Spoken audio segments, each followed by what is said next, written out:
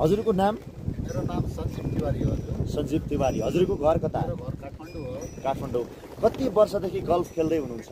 मैले त गल्फ खेल्दाखेरि त म त सबैभन्दा पहिला मैले गल्फ लाठी समात्दाखेरि म 8 वर्षको उमेर। 8 वर्षको उमेरमा? सायद 47 वर्ष भयो। अहिले 47 वर्ष हुनुभयो। 40 वर्ष त भइसक्यो मैले गल्फ गर्न थालेको। हजुर। अब आजसम्म तपाईँले 47 वर्ष गल्फ खेल्दै गर्दाखेरि आज खिचडेममा आएर खेल्दै गर्दाखेरि चाहिँ कस्तो लाग्यो? यो नौलो ठाउँमा आएर खेल्दै गर्दा धेरै धेरै रमाइलो लाग्यो, धेरै राम्रो पनि लाग्यो। हजुर। मैले अब यत्रो वर्ष खेल्दाखेरि मेरो अब ट्रफी भनेको पुरै भइसकेको छ। हजुर। यहाँ खिचिदिम्बामा यो खिचिदिम्बाको आजको यो चाहिँ नि मेरो बेस्ट ट्रफी भन्ने मेरो अहिलेसम्मको बेस्ट ट्रफी नै यो खिचिदिम्बा। हजुरमा अब यहाँहरूले त होइन अब एकदमै विकसित भूगोल भएको ठाउँमा एकदमै चाहिँ सुन्दर संरचना भएको ठाउँमा गल्फ खेल्नु भएको थियो होला, अझै छुट्टै मजा आउँथ्यो होला। आज यहाँ खेल्दा चाहिँ कस्तो लाग्यो? यहाँ खेल्दा यस्तो च्यालेन्जिङ कोर्समा चाहिँ नि अहिलेसम्म मैले प्ले गरेको थिइनँ। हजुर।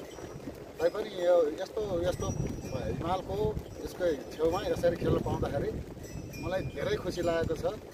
अब यस्तो उसमा पनि यस्तो राम्रो उ गरेर गल्फ कोर्स बनाउनु भएकोमा यहाँका पालिकाज्यूलाई मलाई धेरै धेरै धन्यवाद दिन चाहन्छु म। हजुर। अब ठ्याक्कै यहाँले भन्नुपर्दा एउटा गल्फरले एउटा चाहिँ गल्फ मैदान बनाउने एउटा निकायलाई सुझाव दिँदाखेरि के दिन्छ होला, के भन्नुहुन्छ तपाईँ? अब गल्फ अब बनाउने भने यस्तो ठाउँमा उहाँहरूले पनि गल्फ कोर्स बनाउनु भएको छ। त्यसमा चाहिँ नि अब यो चाहिँ नि हुँदै नहुने ठाउँ हो यो गल्फ कोर्सको लागि चाहिँ नि।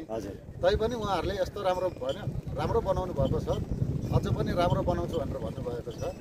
नेक्स्ट पनि उसमा पनि म अवश्य आउनेछु खेल्नको लागि। फेरि अर्कोचोटि पनि तपाईँ आउनु नै आउनेछु।